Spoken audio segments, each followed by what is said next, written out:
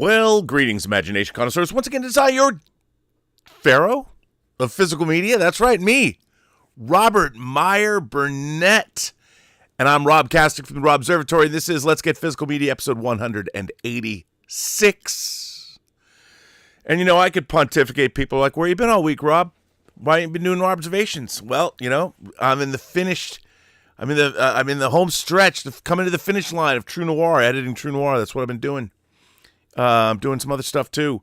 But don't worry, I'll be back to regular observations this coming week. Got letters to answer and all that, which is fine. We can talk about that later. That's not what this show's about. You know what this show's all about? Germany, and how the United States is trying to tell Germany what to do. Our vice president sure made a splash in Germany. I thought J.D. Vance was going to make a stop in Saarbrücken, Deutschland, and give a piece of his mind to Mr. Dieter Bastian. That town is way too little to make a stop here. And I say, greetings, imagination connoisseurs. Dieter here. Yeah, I'm Rocky Like Eric. And welcome to the B&B Motel for Let's Get Physical Media. And I don't know, Rob, you said to me you had an announcement to make. Yes, I'm going to... I have some fairly... I'm sorry, I'm shifting. A little emotional shift here. Yeah. I have some very sad news to bring the community, to the imagination connoisseur community. A big part of this channel, Xevious, Mr. Christopher Roberts, a great Canadian, has passed away. He was a little younger than me, and for those of you who might not immediately recognize Xevious, he wrote the theme music to this show. He also created this artwork. If you know the Burnettwork, he also did this Midnight Metal artwork. He created the artwork of me as the sommelier of sci-fi. He also did the Elizaviews artwork and the artwork of Elizabeth as the Ace. He also contributed a potential cover to the Imagination Connoisseurs short story collection. And I had worked with him for the last 5 years. And he had done storyboards for me. We were working on a project together, and my potential cast that I want, Richard E. Grant, here are some storyboards he did for me of Richard E. Grant as a fiery televangelist, who is also sinister. And, of course, this is a dream project, so I can put whoever I want in my storyboards. I want Kurt Russell to star in this movie. Here's Kurt Russell reading a holographic Los Angeles Times.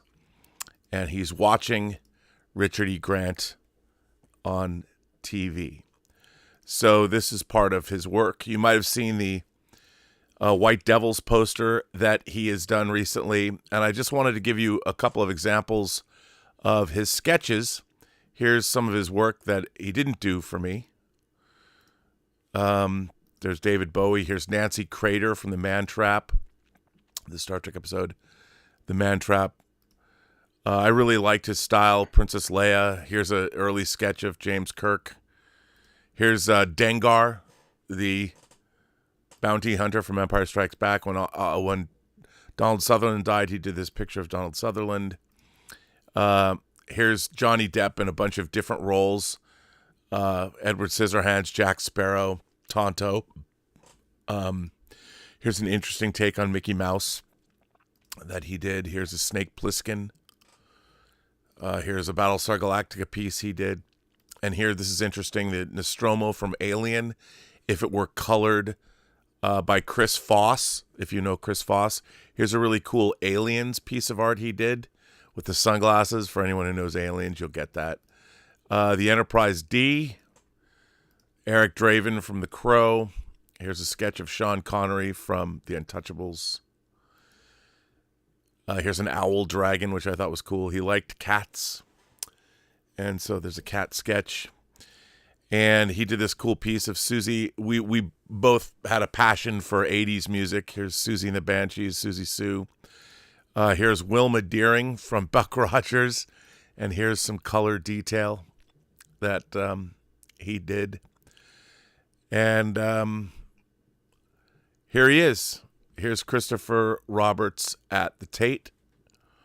And here's a photo of him. He was also a hockey fan because he was Canadian. Here's him with a girlfriend of his. And here he was wearing white in the summertime. So I just wanted to pay a tribute to Christopher Roberts, a.k.a. Xevious, who, of course, did the opening theme music to this show, including all of our artwork. I think he was 52. He was younger than me. And, I met him because he did artwork on the Geeks and Gamers channel, and he started watching me 5 years ago. So he left us, a great talent, left us way too early. And, it's one of the things I have, you don't think about this very much. But, you meet people on YouTube that watch your show and you become friends with them. They do work. At the beginning of Robservations, I have a black and white drawing of my face that a man named Mark Chure had done, and he passed away. And after he passed away, his sister found that piece of artwork that he'd drawn of me and sent it to me. So, one of the things that it didn't occur to me when I started doing YouTube almost 10 years ago, that I would make friends with people and work with people and lose those people in the course of your YouTube. Of you doing YouTube. Yeah. So anyway, Christopher Roberts was a great talent, and he left us too early. So I just wanted to pay him tribute on the show. Great artwork. Great artwork. Very, very talented.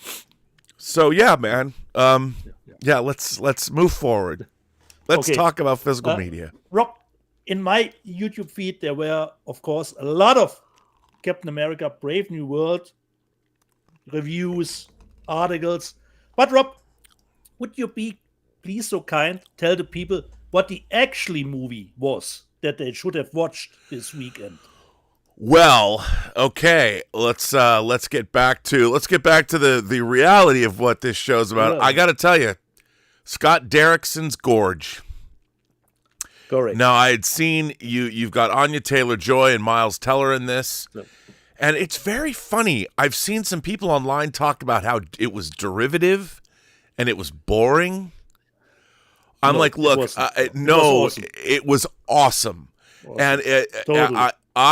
It's one of my favorite genre movies I've seen. I've watched it twice now. Yeah. My favorite genre movies I've seen in 10 years. And, totally. It's about two lonely... It's like the two of us, Rob. We have a big gorge between us considering the physical media, We have to defend our gorge, our physical media gorge. But it was... I mean, I love the setup. I love it was a genre pastiche. It was kind of a totally. There was a romance, a truly affecting love story. Believe it or not. Yeah. And then it was a dark fantasy. I mean, it turned into like you're waiting to see like, okay, what is this gorge? And that did not disappoint. I loved it. Because there was one scene, I don't know about you, but I had Flash Gordon vibes from one scene, and what could be possibly more positive than have Flash Gordon vibes? I know exactly what you're talking about, and that was a total Flash Gordon homage. Totally, I felt the exact same way. And for me, Rob, it was just great. It started as a thriller, went into mystery. Became an action movie for a part, and it became a romance movie. And a political thriller. Supernatural and a political thriller. Everything rolled in one. And don't forget, Rob, the most important thing, we need distance, not height. Distance. That's the most important thing, not height. Just saying. For me, it was a blast, Rob. For me, like I told you in a WhatsApp message, for me, it was the best video game adaptation that doesn't stem from a video game. Well, it's funny because when I watched it, I was like, this should be a video game. You know, totally. the movie could open when you're an assassin that's supposed to be killing somebody, you know, and it was and Sigourney Weaver's in it. Yeah. And she was great. I did only know the title, who's in it, the director, and that was totally enough for me. Didn't watch any trailer. I knew when it was coming out, and I had a blast. And Trent Reznor and Atticus Ross did the score. It had some, 80s Carpenter. Like, I was watching this movie and I was thinking to myself, like, now here's the thing. I've recently been talking more and more about movies at scale. Like how I really loved like the Nightmare on what New Line Cinema was doing beginning in 84 with like the Nightmare on Elm Street movies. But when they branched out and they did movies like The Hidden, The Hidden, Jack Shoulder's The Hidden. Jack Shoulder had done Freddy's Revenge, Nightmare on Elm Street 2, and then he did a cool movie called By Dawn's Early Light, but then he made The Hidden. And The Hidden is literally about an alien that comes to Earth that wants to listen to heavy metal, drive Ferraris, and be president of the United States.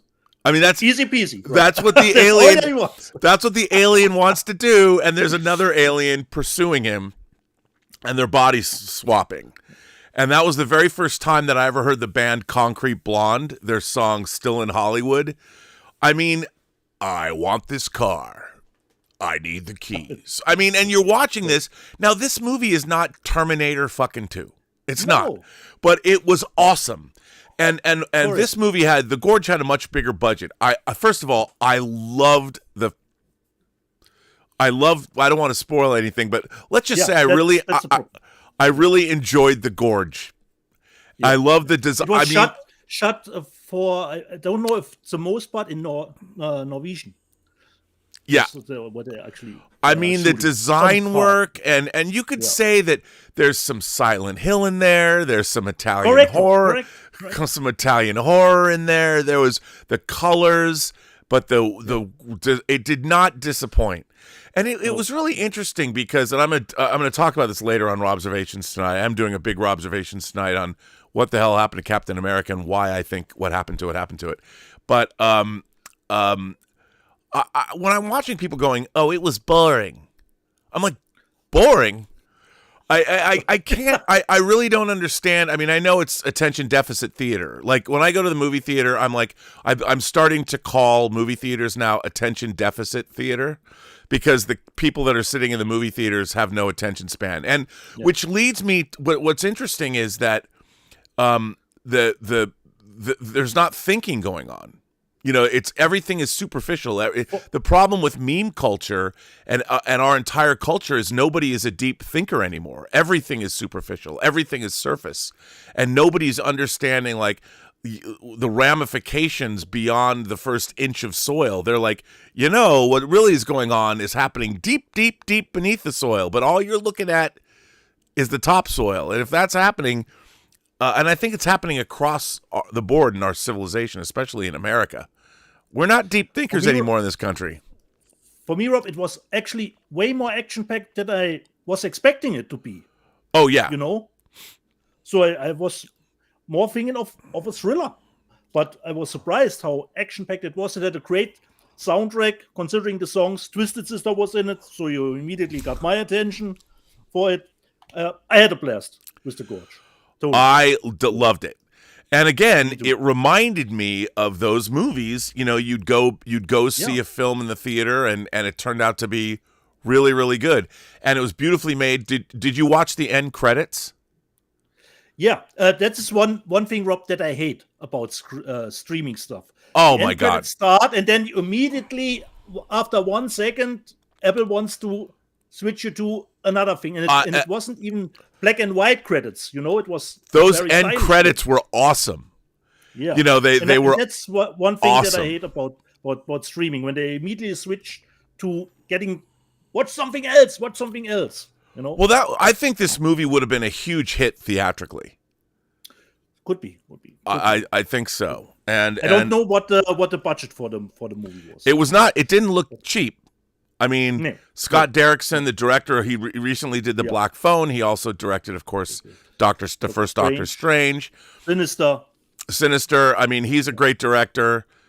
Didn't he do? He did the Day the Earth Stood Still remake, didn't he? With Keanu Reeves. I'm not sure about that. Which I like more than I thought I would. But this movie, it was beautifully shot. A Resident Evil fan's dream, Rob. It was the best Resident Evil live adaptation. Oh, it was just damn good. Damn good. Damn so, good. as I said, I watched it twice, and boy, did I maybe. Hopefully, fingers crossed, Rob. We will get a physical media release. Sometimes we are lucky with the Apple release. Yeah. Who knows? And now the question is, of course, Rob, Captain America box office. Well, let's see. Can I tell you anything about the movie? I haven't seen it because for me the reviews were too middling, and I said, well, I'll skip it. Well, Disney is calling its 4-day opening at $100 million. Okay. So here you go. Here's the box office update. Remember, in America, it's a 4-day weekend. So President's Day is tomorrow. So they call this a 4-day weekend. Marvel Studios' Captain America: Brave New World came in slightly better on Saturday at $27.5 million from what we saw last night. This is from the extra ticket sales that roll into ComScore overnight. Rivals firmly believe we have the first $100 million opener on hand for 2025's domestic box office. And Disney believes that as well. By the way, this is Anthony D'Alessandro. Yeah. And it only got a B- cinema score and a $100 million opening. Not pretty good as far as I understand. No, it's really low. It's I think it might be the lowest cinema score ever for a Marvel movie. Okay. But Brave New World's opening is the fourth biggest President's Day weekend ever, giving the MCU all 4 of the top openings: Black Panther, Deadpool, Ant-Man and the Wasp, Quantumania, and Brave New World. It's the 35th Marvel movie to open number 1 at the domestic box office. 35 Marvel movies opening at number 1. So, I think the second weekend will be the telling one. It will be. So here, Paddington in Peru, the third Paddington, the Return of the King of Paddington movies, made $16 million for its opening. The Paddington movies are great. They're really great. Yeah. I want to see this. Totally. Dogman is up to $69.5 million. Heart Eyes. Yeah. Heart Eyes made a lot more money than Companion, which sucks. Companion should have made. Yeah. Although to be fair, haven't seen Heart Eyes.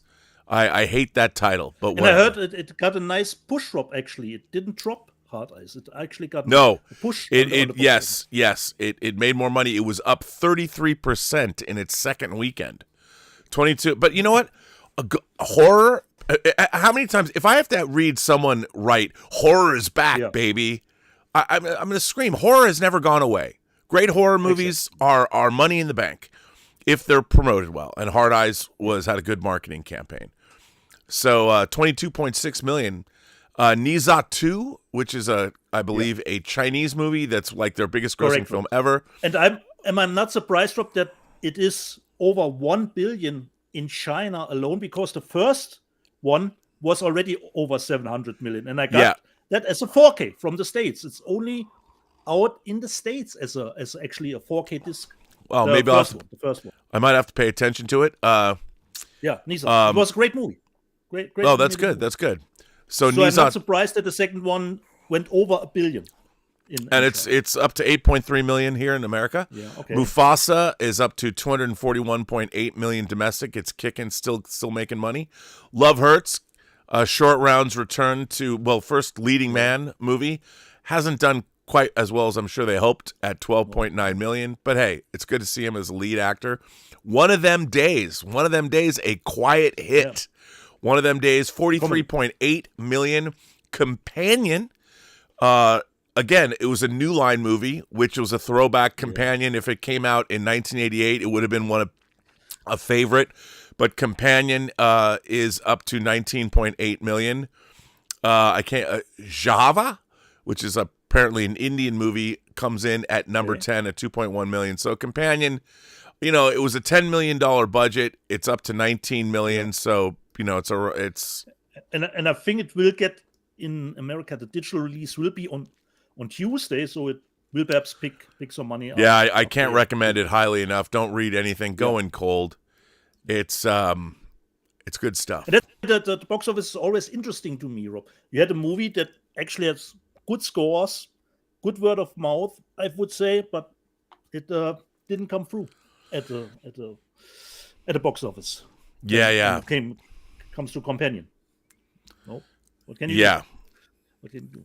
You never know. Yeah. You never know. You never check out. know At the box office. And Rob, the other thing, quickly, that I watched, of course, on Thursday, Cobra Kai, the final 5 episodes, Rob. I've heard the ending was quite satisfying. Correct, Rob. I couldn't believe it. They turned it around because the 6th season was the weakest of them all. Like I said, I would have totally be fine with the 5th one, be the last, but they stuck the landing even better here, Rob.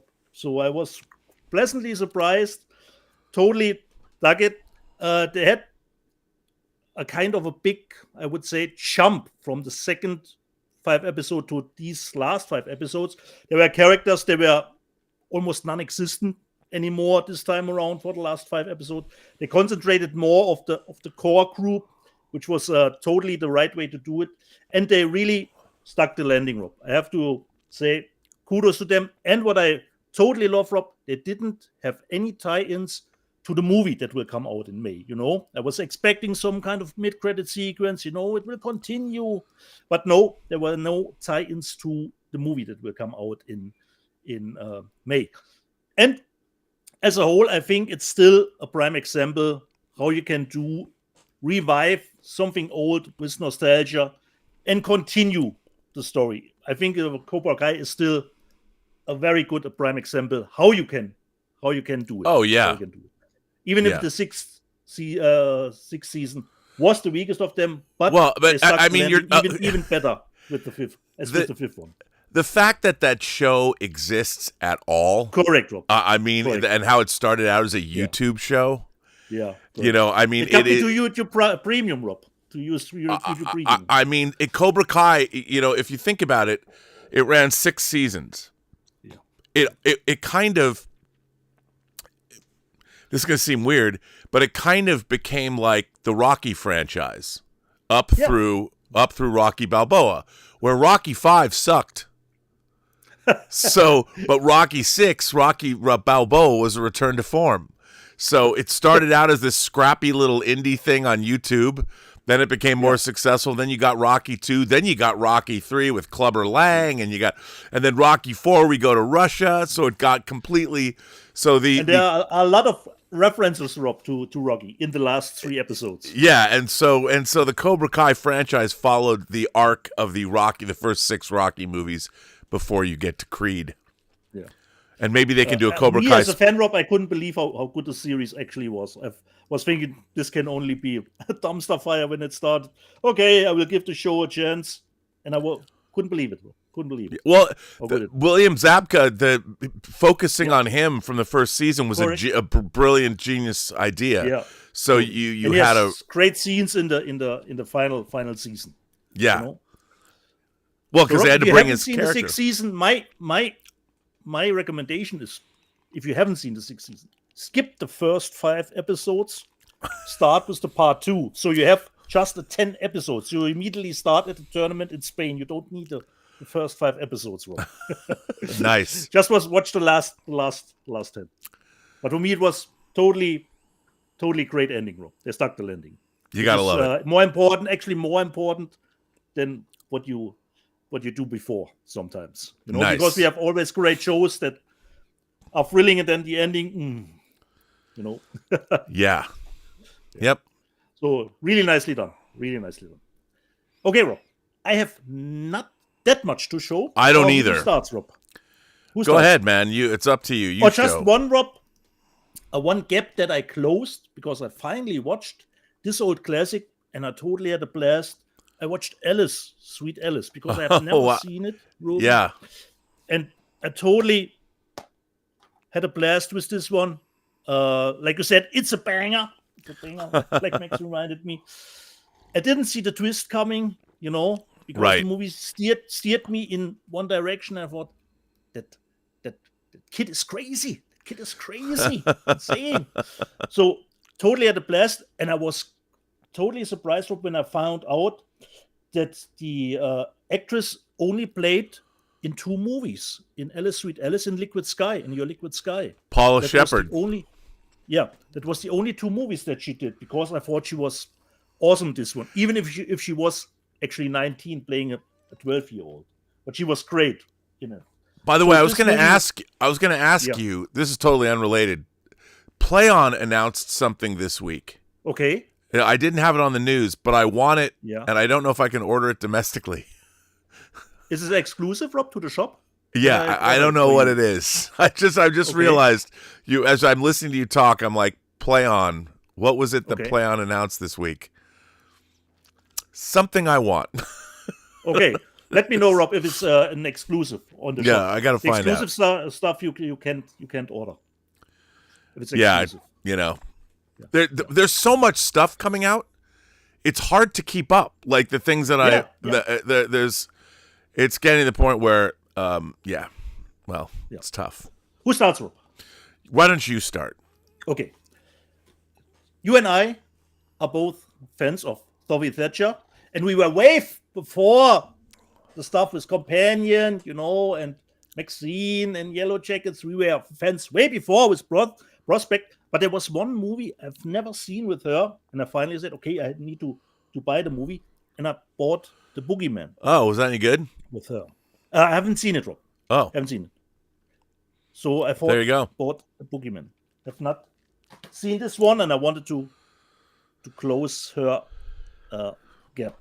This one I watched digitally, and I was not as thrilled as many people, but was good enough. And I bought the American version because the American version contains the 4K and the Blu-ray. I bought in the Oscar running for Best Animated Movie is, of course, The Wild Robot, special to it. So, and the American version contains the 4K and the Blu-ray. Here in Germany, I could get the Blu-ray. In the UK, you can get the 4K, but I'm always love to have both of them. The next one, Rob, perhaps you will show it too. I got from Paramount the Pretty in Pink 4K. So same, no different cover artwork. Yeah, I did not get that, but Like- Marilyn Vance, who I do Yeah. Designing Hollywood for, was the costume designer. Nice one.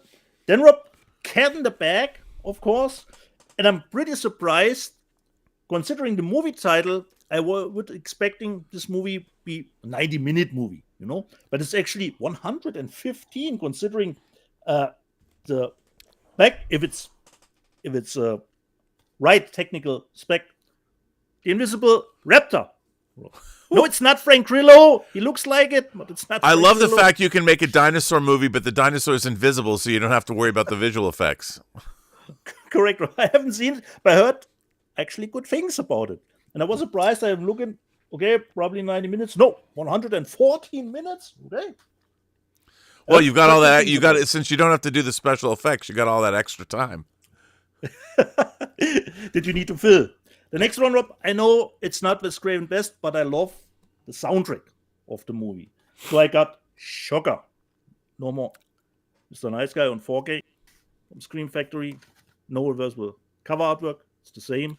But it comes with the 4K and a special disc Blu-ray with, we have some new special features actually for the movie. With actor Peter Berg, an interview is there, production designer, with the composer, and it says it's a restoration from the camera negative.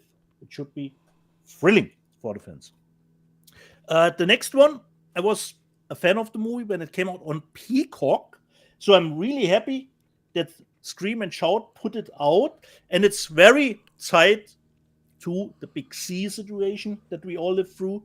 I bought Sick, which comes with a Blu-ray, and just look, Rob, at all. I don't know if I can make it visible. All the companies. You got Peacock, you got Blumhouse, you got Miramax. You know, all the companies that are involved here. But I had a good time with Sick, which just runs only 83 minutes. And it's a movie tied to the times. I don't know how it will play in 10 years. We will see. Rob, you had the next movie in the news section, and I found out, hey, it's coming out this week in Germany. I haven't seen it, Rob.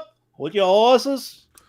I bought the new. Oh, I haven't seen it either. Somebody asked me about that. Got to order it. Yep. Why is it only 16? Yep. In Germany, Rob. Why would it be 18? No. Oh, you're right. Just saying, Rob. Just saying. Let me just think about. There was this one movie who got in the States an R rating, and here it was at the ages of 6. A pretty new movie, but I can't remember. I told Thomas Logan about it. I sent him a message, but I don't know what it was. So here it's out, Rob, but I haven't seen it. Manuel, the remake. And the last one, Rob, Cat in the Bag for me. Not seen this movie from Arrow. I've got Don't Torture. Yeah, I have that coming. That and a couple things. Yeah, it's pretty good. So I like that film. Got a different cover artwork. Let me just see if there is a third one. Actually, yes, there's even a third one. Ooh. Let me just see how I decide. No, I go with this one. Let's go with that. That's one. Nice of you. You've got 2 options, and the O-ring is a different one, and it comes, of course, with a little booklet too. Let me just see if I can get some pictures here. Oh, and the Arrow card. Let me just see what it says on the other side. Oh, which is already out, of course. Demolition Man. And here is the booklet for Don't Torture at Dublin. So this was my whole, Rob, for this week. Well, the great. I've caught up with you. I finally got my Life Force from Arrow, 4K Life Force. What I totally forgot, Rob, I loved the 5.1 mix. Actually, Dolby Atmos mix. I thought it was very nice. Oh, it's great. The international version on 4K. I mean, this is. I am taking out the Scream Factory version. This replaces that. And I produced the audio commentary that Tim Sullivan was. I interviewed Toby Hooper for this disc. So I mean, I'm not on this disc. I didn't do the editorial, but I interviewed Toby Hooper for this, and then I produced the audio commentary with Tim Sullivan. And I don't know if I get credit somewhere on this. I don't know if I do. Maybe I do. So I finally got this, which I'm excited about. Other Arrow titles, nothing. That was the only title that I paid for that I got this week. But I did get a box from Kino Lorber. Oh. And this an eclectic box. A new money laundry box, Rob. So let's see. I can't. So these are the boxes I get from Kino Lorber in these, and the thing is, sometimes they're full, and sometimes they're not. So here's the box. This is a pretty full box. Rob. Pretty full box. Well, no, this is pretty normal. So I never know what the key is. Whether are you going to get a 4K disc in there, or how many DVDs you're going to get. So 2 DVDs. I think I got one of these already. The Other Widow, but I think this is something they sent me before. And then The Road to Eilat, which is an Israeli film, which don't know anything about it, but hey, I'm always interested. And then I got a stack of blues and 1 4K. So this is pretty cool. The TV miniseries Noble House, which came out after Shogun, that stars Pierce Brosnan. Okay. And this is 376 minutes. So I actually remember liking this. I mean, I saw this when it first aired. I have no memory of it, but it's, 4 episodes. And there is some pretty good audio commentaries on every episode. So that's pretty cool. Naked Acts, a Bridget M. Davis movie. Don't know anything about this, but they do, this is part of they have a series Milestone, the Milestone Cinematheque. So I would imagine, I really don't know much about this movie, but there's some great special features on it. Don't know what it is. I think it ties into obviously Black History Month. So kudos to Kino for celebrating that. Then, Are You Being Served? Which is, again, it's sometimes a British, sometimes it's a British. Again, don't know anything about this. I think British comedy. Gets in the back. I think this was a TV series. I don't know. Yeah, to be honest, can't tell you what it is. Then here's a movie I saw in the theater when it first came out because it's about actress Frances Farmer, or Frances Farmer. No, so Frances Farmer was from Seattle.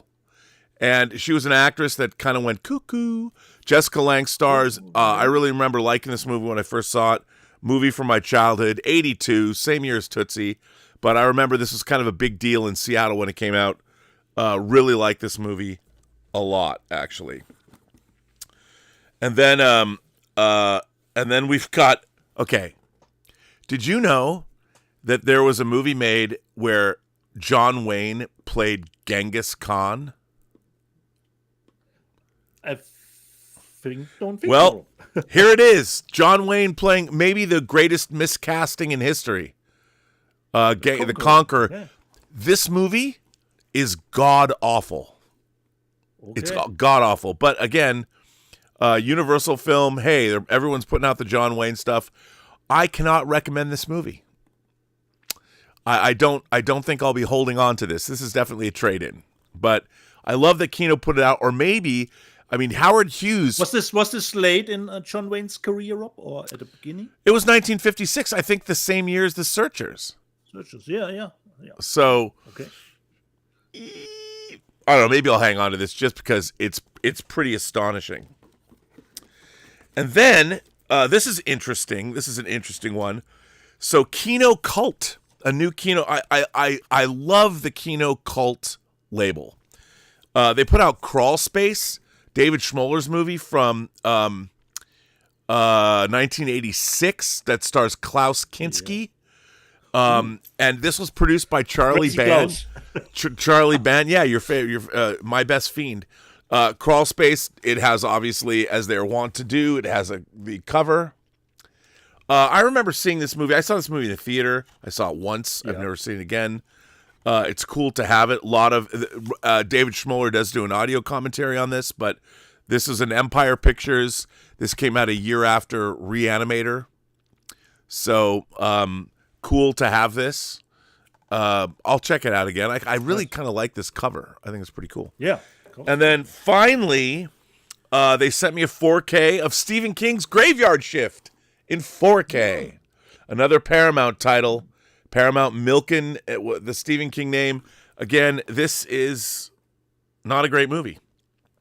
However, why I'm interested in this disc, what's cool about this disc is in 4K, but there's an interview with Stephen Mocht, the actor Stephen Mocht, on this. Stephen Mocht was Gene Roddenberry's original choice to play Jean-Luc Picard in Star Trek The Next Generation. And when I was doing the Star Trek The Next Generation Blu-rays, I wanted to interview him, and it was kind of controversial. They're like, well, he didn't get the role. No. Yeah, it's like normally you don't interview actors about roles they didn't get, but the story between him and, because Dorothy Fontana really wanted him as well because she had seen him. And so it was Bob Justman who had seen Patrick Stewart on stage. So it was an interesting story. So I interviewed Stephen Mocht, and he was an incredibly nice, gracious guy, and I've always really liked him. So there's an interview with him on this. So there you go. Okay. So why did the casting fell through, Rob? Do you know? They just didn't think he was right. They didn't think he was right at the end of the day. And this is, of course, from 1990. So that was nothing truly exciting this week. Nothing I have on order. There's a lot of stuff that was not that I want, but it just wasn't a priority for me. I mean, there's tons of stuff, vampires and a lot of Scream Factory stuff came out, and a lot of 4Ks from Criterion. There was a brief sale. They had a brief sale, but Just waiting. My Blu-ray budget, my disc budget, has been blown. So I didn't. There was nothing I really bought. Yeah, this budget is always. Yeah, it's always blown. So that's all I got this week. So I don't know how exciting it is, but it is pretty exciting. I'm excited to go back and watch Noble House again. Nice. So that was cool. We had some super chats, Rob, that came in. We do have some super chats. Let's see. We got cooking from the folks at home. First of all, Danzig. You'll like this. Danzig 1979 has been a member for 13 months. Andy Haynes has been a member for 17 months. Thanks, guys. Major Chai Chai. Uh-oh. Here comes Major Chai Chai. Says, don't exile me, Rob, but I found the gorge mid. Although I like some elements. Too many asks for me. Too many asks. Come on now. Get with the program, Major Chai Chai. But she also watched the Three Colors trilogy this week, and she loved it, as you should. Oh, yeah. I was sobbing by the end of Red. Krzysztof Kieslowski doesn't disappoint. It warms my heart that you're expanding your cinema palette. I love that. World in Pajamas, Tracy says, just letting you know that Dune 2 just won the first BAFTA of the night for special effects. I'm leaving you all to watch the rest. Yes, the BAFTAs are going on now. The award seasons. Yeah, so there you go. And 200 Watt Studio says, and the boat scene in 14? No spoilers, though. The boat scene. In 14? What am I missing? It's probably right on the tip of my tongue. The boat scene in 14. I'm not 200 Watt Studio. I'm not sure what you are referring to, but every time 200 Watt Studio sends in a super chat, I'm going to show my shelf of To Live and Die in LA discs.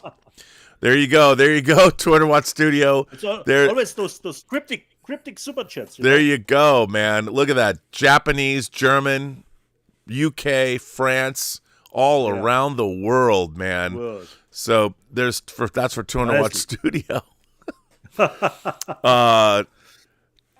200 Watt Studio says a real pain won for OG screenplay. Wow. Okay, that's pretty interesting. So Jesse Eisenberg wins a BAFTA. A World in Pajamas says that screenplay best adaptation went to Conclave, which is exciting. I think Conclave also won best British film. So not sure, but I think it did. And so we are caught up on super chats. Thank you, everybody. So I think, Rob, we could step into the news section already. Wow, already? This might be a short show, buddy. Let's see, the news section. Criterion announced their May slate. So hang on, I think somebody fired one in. 200 Watt Studio says Cobra Kai scene in episode 14 on the boat. On the boat. Yeah, there was a scene on the boat. Yeah. On the boat. So there you go. That's what he means. Well, since Cobra Kai wrote back in, let's take that time to show one more time. Look at my shelf of To Live and Die in LA discs. There you go. And that doesn't even include the 4K. And my French book. So you need that's a new pulse. picture, Rob. I'm just going to keep showing that every time 200. Now that makes him not want to send in super chats, but it's still funny. At least it's funny for this show. Look at that beautiful media book you got me. I'm just saying. So anyway, yes, the news section. Let's see what the news section has in store. So Criterion, obviously they announced that they are doing Richard Lester's. I already have the 3 and 4 Musketeers. Studio Canal put them out previously. But Criterion is releasing a box set with Richard Lester, who directed Superman 2 and Help, the 3 and the 4 Musketeers coming out. I love these movies. These are terrific films. Coffee and cake movies, Rob. They really are kind of coffee and cake movies. You can't go wrong with the 3 and 4 Musketeers. We have With Nail and I, one of my favorite comedies of all time, coming out domestically in 4K. Bruce Robinson's With Nail and I, very exciting, along with This is a great double feature. How to Get Ahead in Advertising from Criterion, although I believe this is only Blu-ray only. So you got the Richard E. Grant double feature, which is great. And one of the most beautiful movies ever. I knew this day was coming because they had done a restoration of it. The Umbrellas of Cherbourg, one of the great tragic romances ever put to film. For those of you who've never seen this movie is one of the most beautiful movies ever made. It is an operetta. The entire movie is sung. All the dialogue is sung. Michel Legrand, who actually went on to do the bad score for Never Say Never Again, wrote some of the most iconic music in cinema history for this film. I love this movie. I love this cover, by the way. But it isn't under a musical umbrella, Rob? Well, it is The dialogue is sung? it is. It's a musical. Okay. It's a total musical. But every dialogue, like you said. Yeah, it's everything is sung. The entire film, the dialogue is sung. It's weird to say. I mean, a lot of people might find it surprising how much I love this movie, but I'm a sap. I like great romances, and this is a great tragic romance. This movie is just stunning from top to bottom, and Catherine Deneuve is young. Catherine Deneuve is so radiant. I mean, frankly, young Catherine Deneuve is amazing, like in Repulsion and this, even though my peak Catherine Deneuve is as Marion Blaylock in The Hunger. I've often thought that if I could be immortal, I think the perfect age to be like an immortal would be like 48. Like, I wouldn't want to be immortal and young, because then you couldn't get away with being immortal. If you were like 48, you could always go places and pass. You could still be young enough that you could get girls in their early 20s to be your victims. And then you could still, you could float in between. So Marion Blaylock, peak Catherine Deneuve was in The Hunger, even though a lot of people would say it's Umbrella. It's the frontier. Yeah, it's a frontier. Like if I was going to be immortal, you maybe early 50s. But I'd 45, mid 40s. That would be my choice. I wouldn't want to be a lost boy. I'd want to be able to get into cultural, very cultured places too. If you're too young, people don't take you seriously. So there you go. Then we have Abbas Kiarostami. I can never pronounce his name right. Great Iranian filmmaker. The Wind Will Carry Us. This is a wonderful movie. And he's one of the world's great filmmakers, and definitely worth getting. And then Charles Burnett, Killer of Sheep, another great classic film that they're putting out. By the way, we're not related, Charles Burnett and I. Although I think it'd be very cool if I was, but if we were standing next to each other, you could tell that we're not related. So, and then this. One of the great movies, one of the great 60s movies. It would probably be called Woke today, but In the Heat of the Night, directed by Norman Jewison, one of my favorite directors.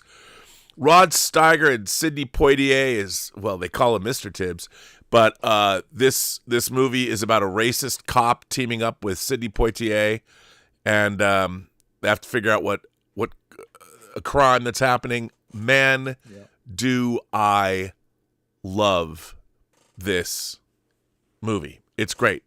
And so, again, a great slate from Criterion. A great slate. So very excited. Can I just intersect, since we are at Criterion, have you seen, considering he's your best new body check, have you seen the YouTube clip with him, but not in the Criterion closet, where they made fun of it in the movie cabinet? Oh, wait, who in which one? The Jack Wade. I first thought, Jack Wade is in the Criterion closet, but it was the movie cabinet, Yes. And he picks out like Morbius, crazy. Yeah. I had total blast. I left my ass off. Great little sketch. That they yes. Then we got Kino Lorber is putting out Dead of Night. This is one of the great horror anthologies from the 40s. It's one of the great 40s. I'll call it a horror film in 4K. Again, when Kino Lorber puts out classic stuff, they really do it right. So, again, this is a great title to have. Now, Severin is putting out a movie I've wanted to see that I have not seen. I don't know if you've seen it. Have you seen In My Skin? No. I have not either. It's a body horror it looks film. Gruesome, Rob. Dude, it's a body horror movie. I've heard is really gruesome. I gotta get this. I mean, it's in 4K. Again, it's one of yeah. I keep hearing about this movie. I keep reading about this movie, and I have not seen this movie. Severin's always putting out those bangers, man. Severin's got a great lineup of stuff. What's with the girls doing body horror? Well, I think that look, I mean, girls doing body horror. I mean, I think that what's more horrific than having a creature gestating inside of you? Yeah. That you have to deal with everything that comes with that. I mean, I love seeing women. You've got Raw, Swallow, which is great. I think that body horror is the realm of the new emergent female horror directors. I want to see them lean into that because obviously we've got The Substance nominated for an Academy Award. Bring on the female directors, and if they want to dive into the deep end of the body horror pool, bring it on because it's one of my favorite horror genres. And it's as relevant now or even more relevant than it's ever been before. So yeah, bring me the body horror, which fantastic. So, but don't know the movie. I don't know the movie either. I've only heard about it, and I haven't seen it. But come on, why wouldn't you want to buy it and watch it after looking at this cover? Come on now. Then we've got a British movie called Entertaining Mr. Sloan. I've only read about this. I don't know anything about it. But if Severin's putting it out, I'm sure it's interesting and kinky and weird. And why not? You go, Severin. And then they're putting out Volume 2. I really like Volume 1 of The House of Psychotic Women. Volume 2. Oh, the second one? Yes, with Butterfly Does it Kiss. come with a separate book again? No, I don't think so. I think this is just because the book covers a lot of stuff. So I don't think that this comes with a separate. I don't think it comes with a separate. It does. It's not. The book still supports what is already in there. I think the book already covers these movies. So Okay. I mean, I'll buy this box set just because the first set was really, really good. Yeah. Burke and Hare, I remember seeing this movie. Body Snatchers, Grave Diggers, Burke and Hare. Again, Kino's putting this one out. Rob, help me out. Wasn't there a movie with Simon Pegg? Yes, and that was like a new version of this. Same story, but this is the original from the 70s, I think. The 70s. So that's some sort of a remake. Yeah. Yep.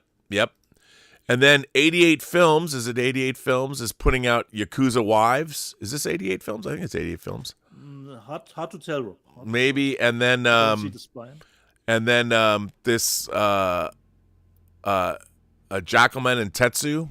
I think these are 88 Films. And one of these is a Kinji Fukasaku crime thriller. So there you go. And who doesn't want to see Yakuza Wives? Just like the Housewives of Beverly Hills. Yakuza Wives. I'm sure it's awesome. Umbrella's putting out the great Australian movie Wake in Fright in 4K. So if you haven't seen this, get this. Kino is also putting out the TV movie The Bermuda Triangle, which goes along with they're putting out some Sun Classic Pictures movies but the Bermuda Triangle is kind of one of those movies. All the Strange Phenomenon movies that were coming out in the 70s. I don't know why I read all those books. Then 88 Films is coming back with American Pie 2 in 4K, and they're putting out all the American Pie movies. Oh, all of the rest of them in 4K. And if you want them, they're yours. So there you go. Okay. And then they're also putting out some Shut Up, I Love You, and Bridget LaHaye's in this. And it's 18, so there's sex to be had. So there you go. If you want that, get it. And then they're also putting out erotic sex games. And you know what? This is a movie about tennis and sex. So,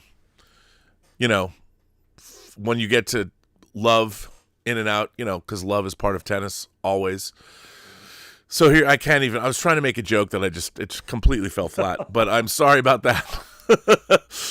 Not all of my pitter patter can be good. What can I say? Let me I want to make sure that I'm getting. Is it like challengers, Rob? There's no sexually ambiguous stuff. It's boy girl stuff. So let me see. I'm going to get to these. I want to find out exactly. I want to make sure I'm getting this all correct. So 88 Films. 88 Films is, of course, putting out American Pie 2, American Pie The Wedding, American Pie Presents Bandcamp, The Naked Mile, Beta House, and Book of Love, and American Reunion. They're also Shut Up, I Love You, and Shut Up, I Love You is a sex erotic film about a car accident. I don't know what to tell you. And then they're also putting out Sunset Warriors. This is pretty cool. So 88 Films is putting out Sunset Warriors.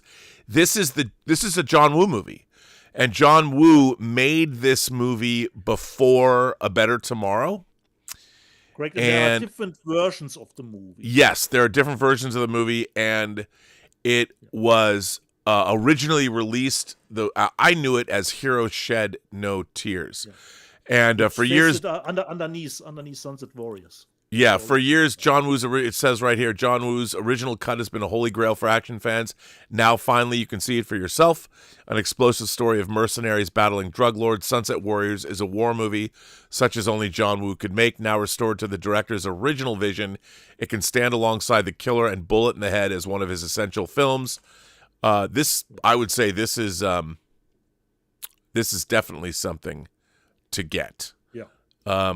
Really exciting. You go. And now, 88 Films is putting this out. The Seed People. Seed People.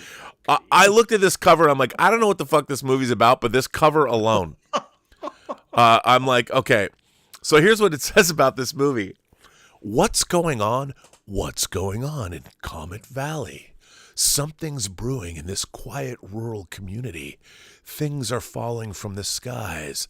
People are acting strangely, and there's something very nasty waiting in the orchard. It's up to visiting geologist Tom Baines to figure out the mystery. If he can't, the whole world is in trouble. From executive producer Charles Band, again, this means it's so it can't be that good. Seed People is a smart update on Invasion of the Body Snatchers and other old-school sci-fi movies, complete with fearsome aliens and rubbery special effects. 88 Films are proud to present this enthralling extraterrestrial extravaganza on Blu-ray in the UK for the first time. I can't believe this movie's good. That's all I can say. And then they're also putting out, let's get back to the cool stuff, Jackie Chan in Crime Story in 4K. So, which is really, really cool. They're putting that out.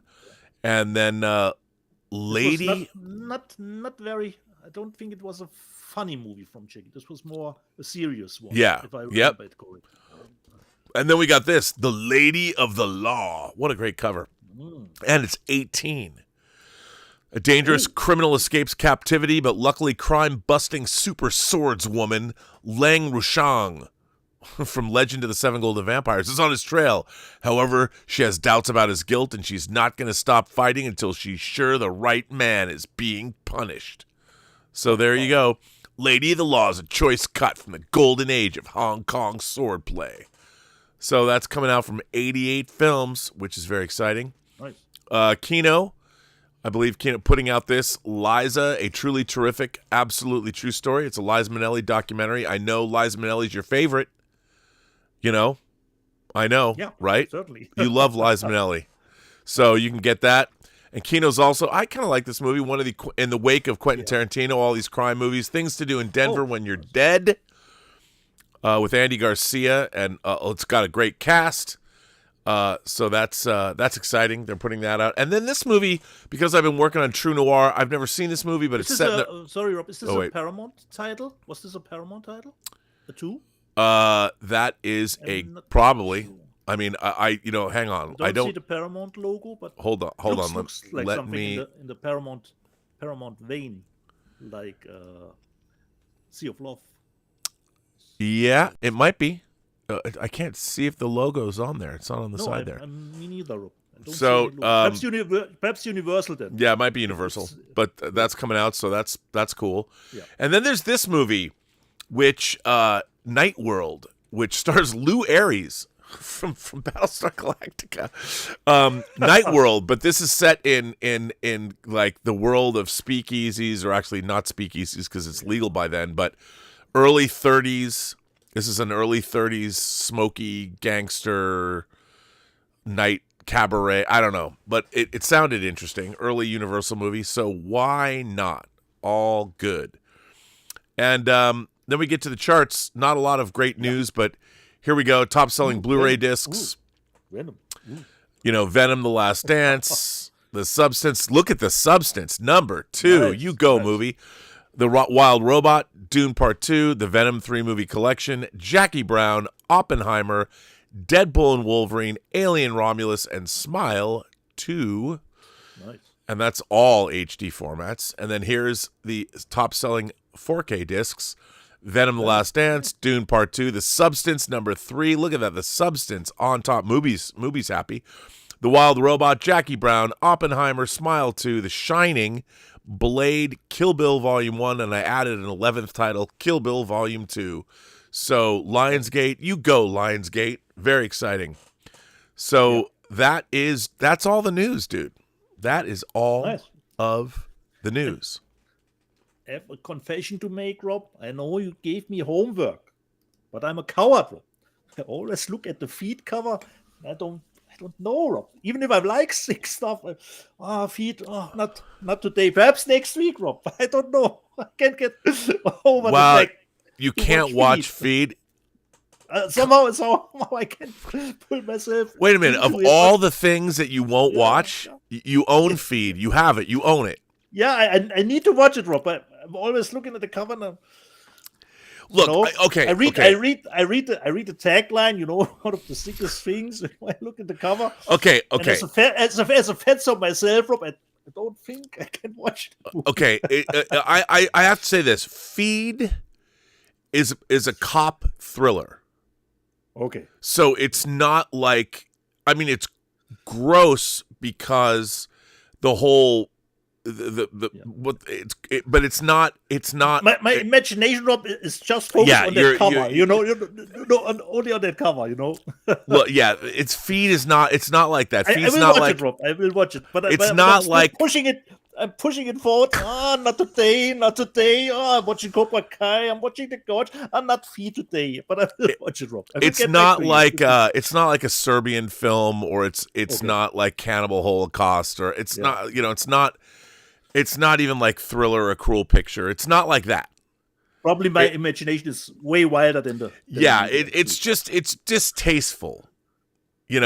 Like if you're gonna be a serial killer or victimize women, it's like Dario Argento said. Dario Argento was once accused by certain female critics or male critics of being incredibly misogynistic, and somebody asked him something to the effect of, I'm paraphrasing, why do you have to kill all these beautiful women in your movies? And he said something to the effect, well, why would, if you're going to have women in movies, shouldn't they be beautiful? Like, what? Like, Feed is, let's just say. It's still on my homework list, But yeah. Not today. You got to be in the mood something for some titles. Yeah, Feed is not, you're never going to be in the mood for it. Okay. So I will just have to push through it. But it's not. It's just. I was thinking. This afternoon before I put my setup. I could watch Feed before I do my setup, so I can tell Rob what I think about. And then, I watched Severance, the first 2 episodes. Yeah, Feed. It is a cop thriller. It's what? It's more like Seven. Okay. Feed has more. And it's, Feed is more in the Seven realm, like when they go in and they find the gluttony murder. Yeah, the gluttony, yeah. It's more in that vein than it is in a. I don't want to make distasteful jokes. It's just gross what the guy's doing. Yeah. It's not like that. You don't have to fear it. Okay. You don't have to fear it. Like it's like there are people Consider the sequel stuff I've seen, Rob. Normally not, but somehow this movie. Yeah, it's not like that. Sure. It's not because like there are people that I would actively say you should never watch a Serbian film. There are movies like that you shouldn't like. You shouldn't watch the guinea pig movies. You shouldn't. I would just tell people don't watch those movies. There's nothing in those movies that you should. You just stay away from them. Feed, but that's all. Feed is not like if you like lurid crime thrillers. That's what it is. It's more like if you can Seven, Is actually, Rob, is the slip cover, is that actually the poster motive of, was this the poster motive of the movie? I don't know, to be honest. Okay. I don't know. Because I had that motive is always having it on my, oh no, not today. Push it to the side. But I will watch it. Yeah, I mean it's more Next week. It's a cyber thriller, Yeah. It's not you don't have to fear it. Don't fear Feed. Okay. Just get it in your belly. Yeah. So that will be my quote on the cover. Don't fear Feed. Yeah, don't fear. It's like the Reaper. Don't fear the Reaper, don't fear Feed. Because seasons don't fear the Reaper, nor do the wind or the sun or the rain. We can be like they are. More cowbell. Anyways, thank you. You took the word out of my mouth, Rob. One of the best SNL skits ever. More cowbell. Ever. By the way, I'm really enjoying the SNL concerts, the 50th anniversary of SNL stuff. It's really it's good stuff. Have you seen that Saturday Night Live movie, Rob? I have not. I have not seen. I hear it's good, so I do want to watch it, but I have not. Yeah. But I'm enjoying the Saturday Night Live. Questlove. I love Questlove. Like he's on NPR a lot. Whenever I hear Amir Questlove, the musician who's on the Tonight Show, Jimmy Fallon. He when Prince died, he did these incredible DJ sets of Prince music and stuff. I love Questlove. He has a new documentary out about Sly and the Family Stone, but he also did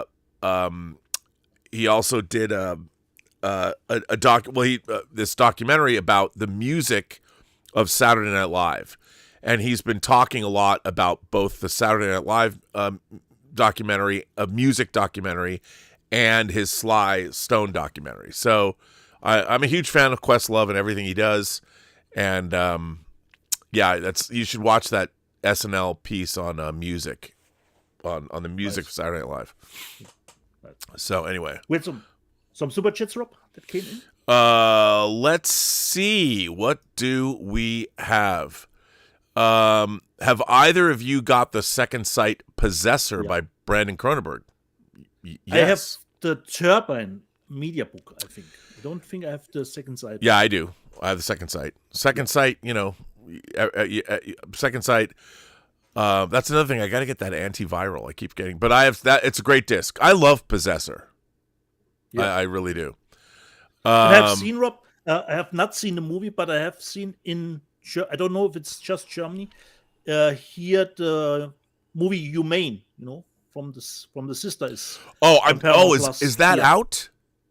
On Paramount Plus in Germany. I don't know if it's out on the States, because I think on the States it's on Shudder. Yeah, I was hoping that Humane would come out from Second Sight. Yeah, no, just I've stumbled across it on. So for those of you who don't know what we're talking about, David Cronenberg's daughter directed Humane, and it's a movie where they have to keep the population balanced, and so that's anyway. It's fun without the snap. It's fun. It's fun. Yes, without the snap. Yeah. Tom Jr. Jackson says it's travesty. No To Live and Die in L.A. in 4K. Well, Tom, luckily we don't live in that world anymore, so I'm happy. It's behind us. It's behind us. Yes. Walter White Walker says a spiritual trilogy of Shadow in the Cloud, Overlord, and now The Gorge. It's really funny that Walter White Walker says that. I was going to mention this to you. Overlord would make a great double feature with The Gorge. Correct. like you said, it's nuts and bolts, entertaining B movie. Yeah. Totally. Yeah. And that's Shadow the Cloud, Overlord in the Gorge. That's, kind of a World War II. Yeah. Love this movie. Would have looked great in IMAX. Hint, so the Gorge Apple. from the time-wise would be the last movie, Yes, it would the be. last one That's right. Standing. It would be the return of the king of the spiritual of the World War, the spiritual ramifications of World War II. It's true. That's actually really good. I like that, Walter White Walker. Well done, sir. Blackadder, not Iowa. Walter White Walker also says, "I'll tell you what, though, the Cap popcorn buckets are dope. I haven't seen them, so." Oh, special popcorn bucket again. Yeah. Okay. Probably $50. David Smart's been a member of the show. We were supposed to do a chat yesterday. I didn't even think about that. Okay. I missed a chat. I gotta get on that. David Smart has been a member for a month. Signal Strength 5 says the next project, Pickleball, the sequel to erotic sex games. Well, when you've played tennis, you got to play pickleball. And there's all kinds of pickleball sex jokes to be made, but I will not make them here. So there you go. But that's for Signal Strength 5. You are on it. You fit right in. You park your shuttlecraft in our same shuttle bay. So that's all good. Yeah. So there you go. We're caught up with Super Chats. Okay. Then, Rob, if you want, you can take a short break, but not too much, because you are featured in the live chat. Oh, I'll hang out. I'll be here with some questions here, and because we had Max Allen Collins last week on the show. So previously on Let's Get Physical Media, we start with GA, Loft Companion, pleasant surprise. Nice. Lord Hoth was in the live chat as a moderator, as always.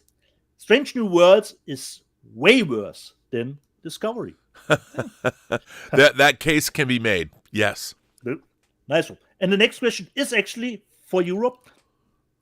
Cameron of Dune, Rob, thoughts on Sean Baker winning DGA and PGA, and I think you talking about it already on the John Campea show a little bit. What are you thinking now? The chances have been I think Honora is one of my favorite movies of the year.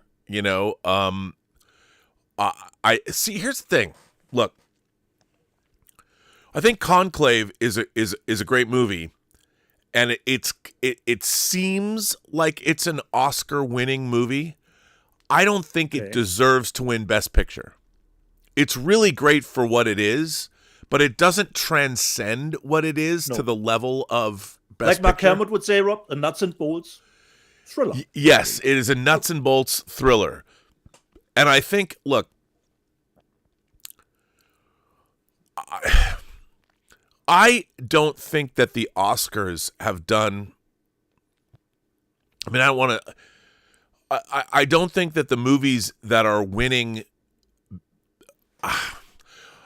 It's hard. It's hard to explain what I want to say. I think about Amadeus. We're getting the theatrical version of Amadeus, which won Best Picture. Yeah. When I saw Amadeus, you had a director like Milos Forman, who had already won Best Picture with One Flew Over the Cuckoo's Nest. He's taking Peter Schaefer's play, or is it Schaffer? Peter Schaefer? I always said Schaefer. You had Tom Hulse doing this bombastic performance. You had F. Murray Abraham playing Salieri. That movie, when I saw it, there were two movies I'd seen: The Killing Fields, Roland Joffe's The Killing Fields, and I was like, I reviewed it for my high school newspaper. I'm like, this is the best movie of the year. But when I saw Amadeus completely transcended. It was an adaptation of a previously existing play. But when you watch Amadeus, you're like, this is the best picture of the year. Because it no question about it.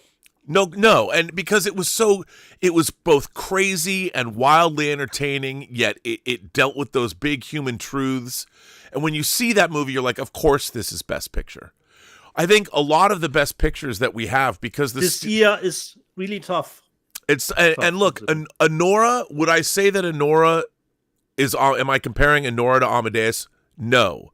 But in terms of the art of cinema, I think that what Anora does is it takes its material, kind of like One Flew Over the Cuckoo's Nest. Who would have thought that, it was a literary adaptation, but you're dealing with people in an insane asylum.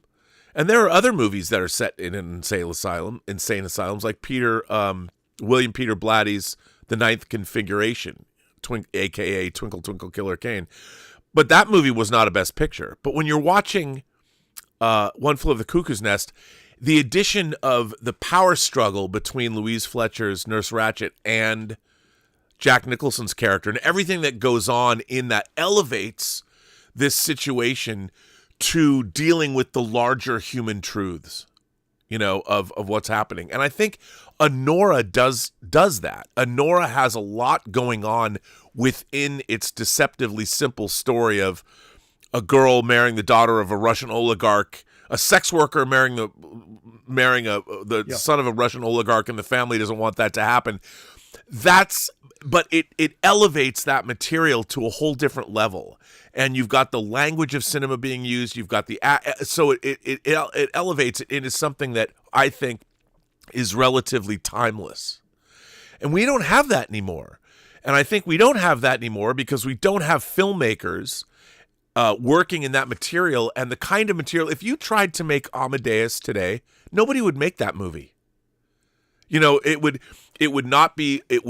do all the demographics and they would look at the thing and they're like, nobody's going to go see this movie. And unfortunately, they're probably right because our civilization has been substantially dumbed down. We live in a very, very infantilized, dumb. America is dumb right now. I'll say it. I've never been in a place, and maybe it's not because I'm getting older either.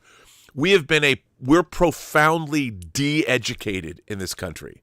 And the kind of movies that even as a kid that I loved were films that were whether you're watching All That Jazz, whether you're watching a comedy like Tootsie, all of these movies, even the comedies, were way smarter than the movies that we're getting now. Across every genre.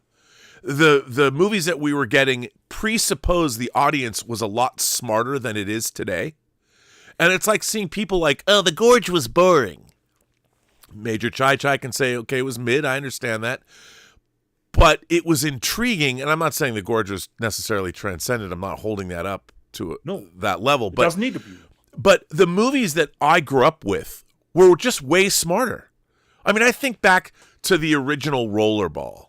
You go back and you watch Rollerball now, or you watch Network, or you watch these movies from the 70s, they seem like they're college PhD courses compared to what we're getting today. And I think it's because our culture is a lot less smart and our just general education. These movies were, we all had an understanding, like a movie like Amadeus is about one man who knows he's looking at he's looking at Mozart and he doesn't believe that Mozart deserves. He's like, I've worked so hard but he recognizes that man is way more talented than he can ever hope to be. As hard as he works, that guy is more talented and he hates him for it. I mean, those concepts are so in our meme, snarky, dumb culture. I wonder if we're ever going to get movies like that again.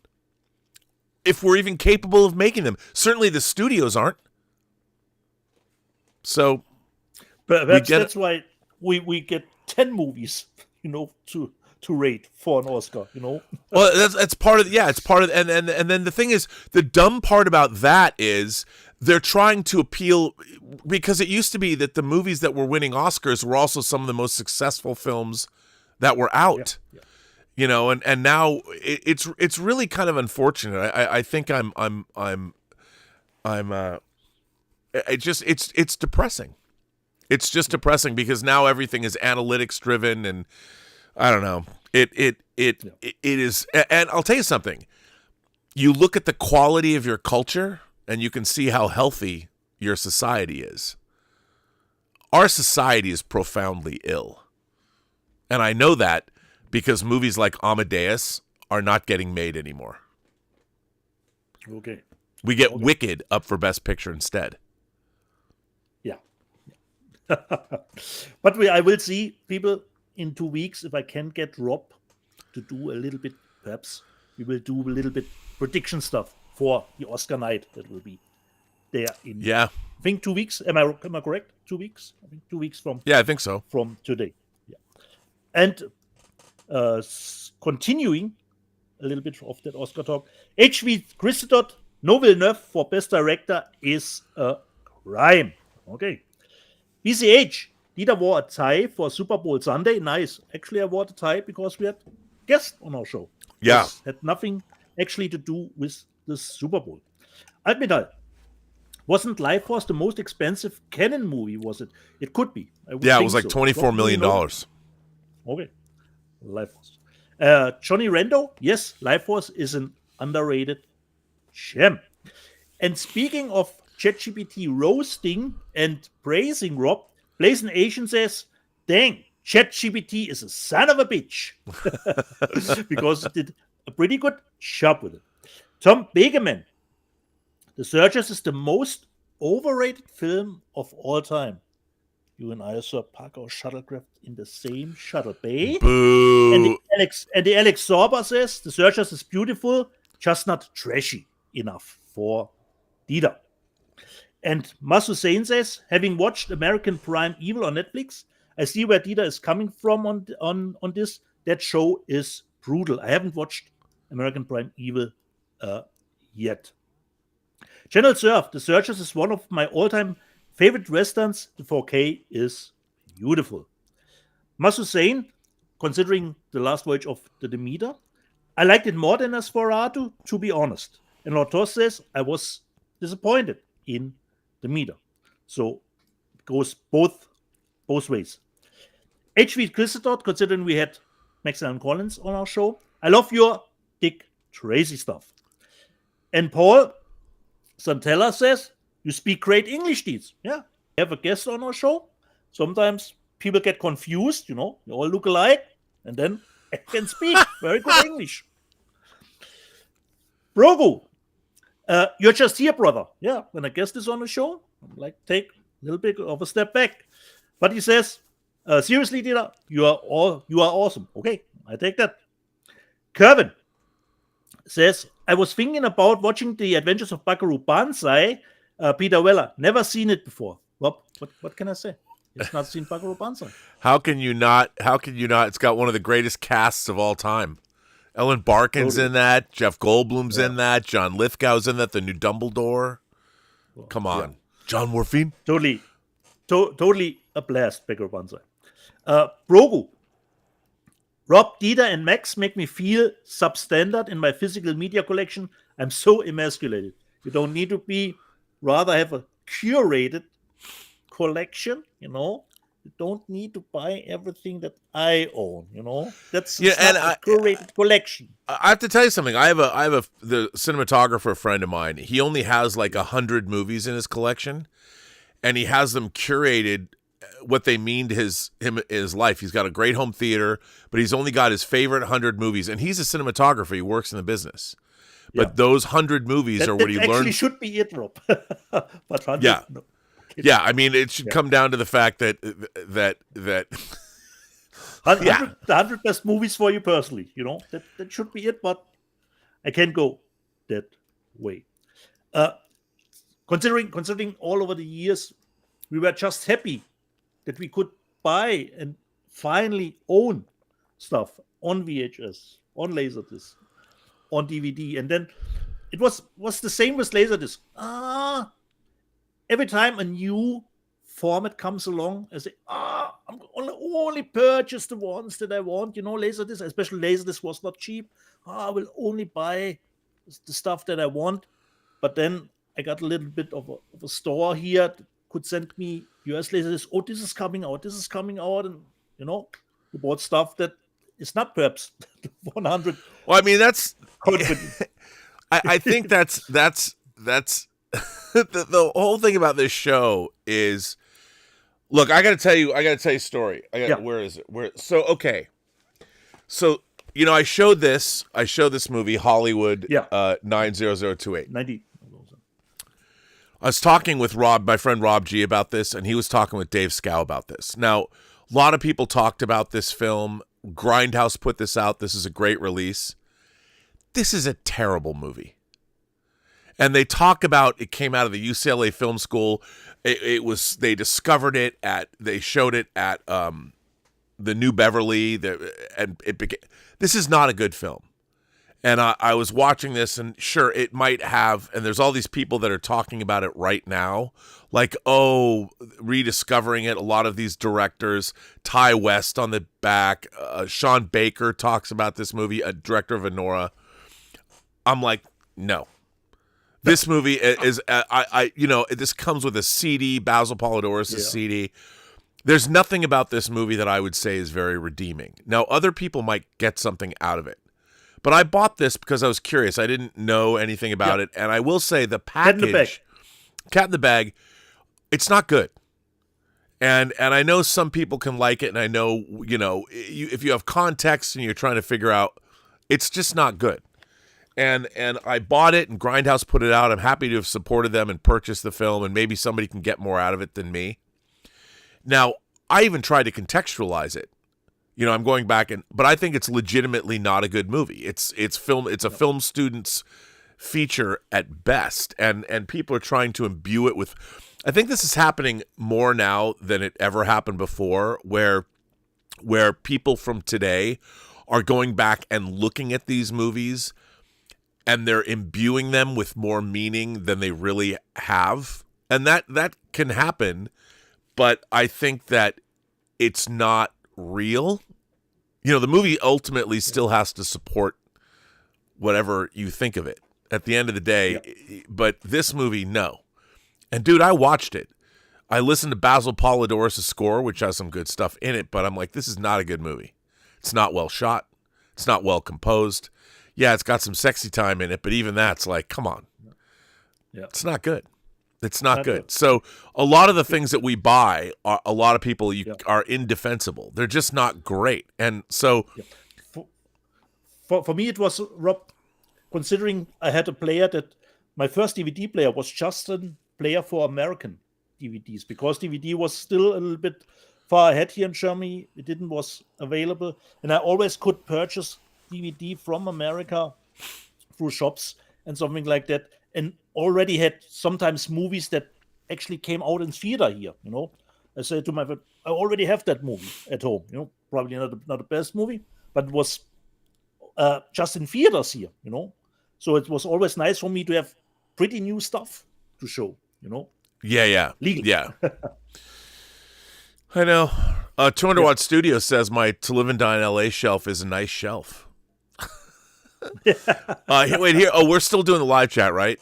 Why don't you finish the live chat? Yeah. We'll get back to the Dark Hierophant.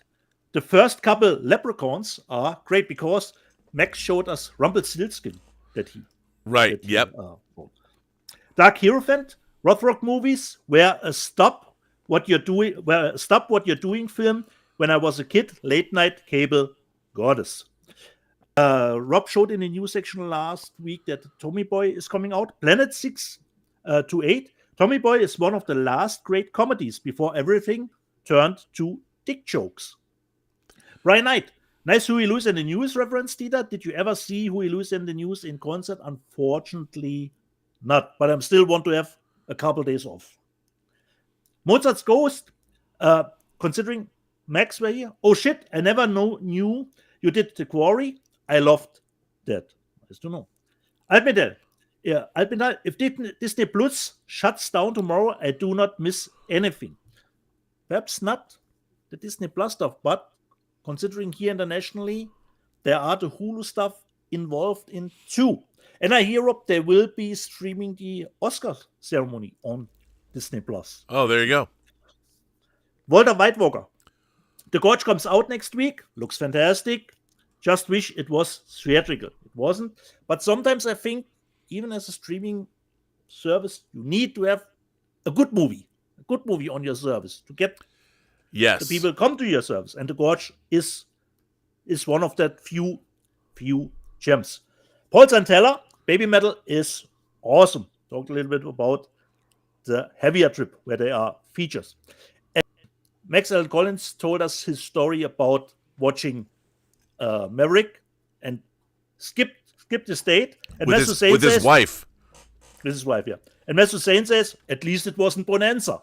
Okay? Because it was Maverick. And this one will make Rob very happy.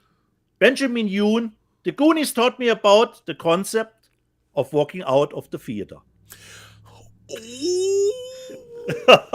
Sick burn, which could come from Rob, actually. Tim Hens, Dietz is an enigma even to ChatGPT. Ecto 1701 never saw Longest Good Night. Any good? You can go to Rob's channel on Alyssa Views. They did a review for A Longest Good Night there. But you can order it immediately. Trust me, it's a good movie. And Condo 007 did not went to ChatGPT. He said, I asked Gemini, Dieter Bastian is an actor known for his role in the 2020 film The Secret Exchange. He is also known for his work on the YouTube shows Let's Get Physical Media with Burnett, End Observation, the show about something. So Gemini says I was an actor in a. Gemini is better than ChatGPT, apparently. Apparently, which you can find the movie on Rob's channel too, but it's more of a sketch because Kanto 007 says Dieter was in the movie. Yeah, more of a sketch. Until your co-star held up the production so that you didn't get to finish the trilogy. Unfortunately, Rob, we ended on a cliffhanger. Sadly, the Alex Sorber, great show. See you all next time out. Bruce Lum, thanks very much for a wonderful show. Max, Rob, and Dieter. Looking forward to the rest of the True Noir episodes. Rob, how far are you? True Noir. Keep us posted. Oh, you want a True Noir update? Okay, so I'm now, my audio facility is, as I said, I'm on the final stretch of editorial, and the I have to do my final mixes. 7 and basically 8 are done. They just have to be mixed. So hopefully I'll get to do 7 this week, maybe 8. So I can get up, and 9 and 10 will be done this week. So I will be done editing True Noir, which is kind of sad. I'm kind of sad about it because, 5 hours editing anything that's 5 hours long, even though it's only audio, is a lot. But it's way longer than a movie, Rob. Yeah, and it's been a lot of fun. And episode 7. Like, it was funny. It's like 10 episodes of a TV show. Yeah, and episode 7. So this is a weird thing for me. So I have basically 25 name actors that 25 actors. And as I've moved through the show, those actors, like Katie Sackhoff's last episode was episode 3. C. Thomas Howell was only in episode 2, and then other actors like episode 7, I'm done, I'm done with the 2 Harrys. So Louis Lombardi's gone, Savario Guerra's gone, Bill Smitrovich as Uncle Louis is gone, Bill Sadler as General Dawes is gone, Curtis Armstrong, who played Booger in Revenge of the Nerds and who was in Risky Business, only has 1 episode, and that was episode 7. He's gone. And so then I'm done with these actors. And it's sad. Like, I'm like, oh, you have to let it go, Rob. I know. And it's been this journey where it's been so much fun. I've felt so privileged to work with these. I mean, the cast is incredible. If I was making a movie with this cast, people would be like, what a cast you have. Like, it's the greatest as far as an indie project goes. And True Noir is definitely, even though I think it's top shelf, it's A-list. It's an indie project. We finance it ourselves and all that. And I think it has one of the greatest indie casts ever, even though it's just an audio drama. And I'm really proud of the work that's been done. And I don't, when you work on a project, when it's over, you have to find a new project. And I've really been working on this in some way, shape, or form. We came up with it in the idea was first come up with in basically September of 2023. Yeah. That's when we first started thinking about it. And then we finished the proof of concept in December of 2023. So that's when we put it out. And then Max started writing the script in 2024, early 2024. And I recorded my first voice on May 27th. It was Anthony LaPaglia was the first person I recorded, who was only in episode 4. And so he was gone. He's gone now. But so I started recording, and we didn't have a lead actor, really, until October of 2024. So the main protagonist was actually missing. Yeah, the main protagonist was missing. So I really didn't get started editing in earnest until November. So I started editing in November. So November, December, January, and February. So 4 months to edit 5 hours of audio. I mean, I could have gone faster if I was not doing anything else, but it was just a lot of work. It was a lot of work. So it's going to be finished, and then I move into the perk phase. Like we got the book. We have the perks, which again we couldn't finish. We were supposed to be done in September of 2024, but we didn't have a lead actor. So all those plans got. But the next thing I'm doing is I'm going to be working on the Blu-ray, and the script book, and anything else that we have to do. Awesome. And I really want to do a music video. Like we're going to record a song that could be in the last episode that Mike Bawden's daughter is going to sing, because she's a trained singer. She's got a great voice that we're going to produce, and I'll probably make some kind of a smoky music video or something for that. But other than that, I have to find a new project. As an end credit song, Rob? Yeah. Okay. Yeah, something we'll put a tag on the end, something.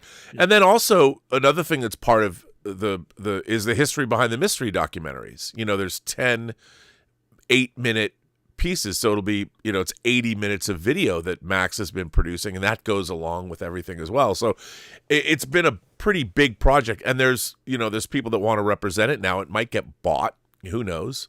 Yeah. But then you move on to the next project, and it reminds me, like Max said, when HBO does House of the Dragon, that you at the end of each episode you have a little bit of a making of. Yeah. Behind the episode. Yep. And that's why we did the history behind the mystery. And Max is providing the mystery things and the history. It's really, really, those history behind the mystery pieces are really, really good that they've done. I mean, Phil Dingledine, our producer on the show, he directed and produced those things, and they're terrific. Really, really well done. And Max's information, I mean, even I learned something about them. I mean, I hope we can do more. I'd love to do another one.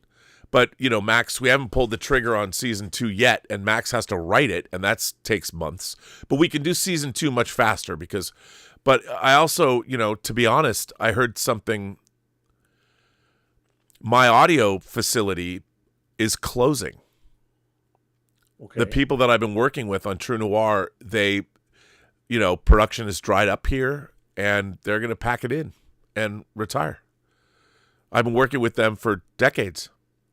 And so I'm kind of an orphan. I don't know. I mean, they'll still work on the sound design and stuff, but I won't have the facility to go to record. And it's like a big Victorian house that was converted into so, things change, and the world is changing. I mean, who knows where we're going to be in a year, the way things are going now. I mean, half of Americans have been, not half, but with so many people being put out of work. I mean, my God, I'm sure they might have voted differently in the election if they knew they were going to. I read the saddest thing about a park ranger at one of our big national parks. The new administration wants to open up all of our national park land and allow people to drill for fossil fuels on our part of the quality of life about it's party time in the parks. Yeah, I mean, this guy he wrote a piece that I read about. He was just summarily let go from his job with no warning, and he'd been like a park ranger there for 30 years. And it's like, why would you possibly want to get rid of our national parks? I mean, it's just whatever. We'll see. Okay. As we move into our dystopian rollerball corporate future. You know, I'm here for it. If we get to live a sci-fi film, I'm like, let's see what's gonna happen. But because I used to tell people when they were depressed when we were in high school, I'm like, don't get depressed. Think about it. No matter how bad your life seems now, it can always get worse. And isn't it going to be interesting to see just how bad it can get? But no, I don't know. So True Noir, the story is it's going to be done soon, but I've got to find myself another project. I like to have projects happening. We got White Devils coming out still, that Xevious did the poster for. We got that coming out. But I think in 2025, what I'm going to do when True Noir is finished, I've been talking about doing our short story competition and putting out the Imagination Connoisseur's book. Which is Xevious did this cover for the Imagination Connoisseur's book. So for those of you who don't know, I love anthologies, and I've always wanted to publish an anthology that I could edit. And a lot of people, we had this idea that we were going to do years ago, and I'm going to fire it back up, where I want to publish an anthology of short stories, 10,000 words or less, and call it the Imagination Connoisseurs. And the premise is, what is an imagination connoisseur? So all of the stories will, in some way, shape, or form, define what that means. What does it mean to be an imagination connoisseur? So you could write a story that appeals to imagination connoisseurs. You could write a short story about your journey to becoming an imagination connoisseur. And, I can't just publish everybody's story, so I've got to make a competition and it's going to be edited by a real editor. So I don't want people to toss off stories on Chat GPT, so it'll probably be like a $40 entry fee because I got to pay an editor to read them all. I have to pay a reader to read them all, and then an editor is going to edit them. But I want to publish a hardcover slip-cased book called The Imagination Connoisseurs. And I think that's going to be the next project that we're going to do. And then we would crowdfund the book. So it'll be in two phases. We have the short stories coming in, and then we would crowdfund the book. And a quick crowdfunding campaign. And because I've always wanted to do that, and it's something to make, something that's cool, and that's what I want to do. So, okay. If you've got an idea. Just the last one, Rob. Mas Hussein, once again, a great hangout with everyone in the PGS community on Let's Get Physical Media. Stay safe, everyone. This was the last one. We are with the live chat. We have, this is interesting, Garrett Groover asks, with news of Warner Brothers doing a Goonies 2, well, they've hired a writer. Apparently. Do you think a Dirty Harry reboot could work? Could a character like Dirty Harry Callahan exist in 2025? No. I don't. I mean, we live in a. It would be great to do that, but there was. I mean, our R&R 70s genre of R&R movies. There was a urban vigilante subgenre of the action film. Death Wish being one of them. Dirty Harry is certainly one of them. We had crime running rampant in our inner cities. You had gangs, you had bank robberies, you had all this kind of stuff. So the Dirty Harry, remember when there was a guy named Bernard Getz who took the law into his own hands on a subway in New York, and he was a cause celeb for a while because I think he killed somebody protecting someone else. I don't know if vigilante justice would fly. Again, our culture has moved on, and I don't necessarily think it's better, but I don't know if America is ready for Dirty Harry Mark II or 2.0. I don't know. It's interesting. Tough one to sell. Yeah, I think it's having not only with the subject, considering the status of the movie itself. Yeah, although that the new Clint Eastwood titles are pretty cool. All the new steel books they're putting out. But I mean, think about it. Dirty Harry was a cop who took the law into his own hands. and killing criminals. In America, I don't know if that would fly. Maybe a Charles Bronson Death Wish character could work, but I don't necessarily think that could happen anymore. At least not with a big studio. Yeah, no, and I'll tell you something else. Only do it down and dirty. The thing is, people were on Clint Eastwood's side. Like Dirty Harry, we were all like, "You go, Dirty Harry," and it was like we're all sitting there going, "Yay!" I don't know if that would be. Do you feel lucky, Frank? Yeah, I know what you're thinking. Did he fire 6 shots or only 5? Well, being that this is a .44 Magnum, the most powerful handgun in the world, it could blow your head clean off. You have to ask yourself just one question: do I feel lucky? Well, do you, punk? Yeah, I love Dirty Harry. I love this. I love the first 3. I love Magnum Force. With the vigilante cops. Yeah. Yeah, it's good. I like the first tough new cell. Yeah, it's tough, but it's a good question. Ecto1701 Ecto1701 asks if I have any new Hot Toys incoming. You know what? I'm going to be honest. I think I'm done buying Hot Toys figures. I am.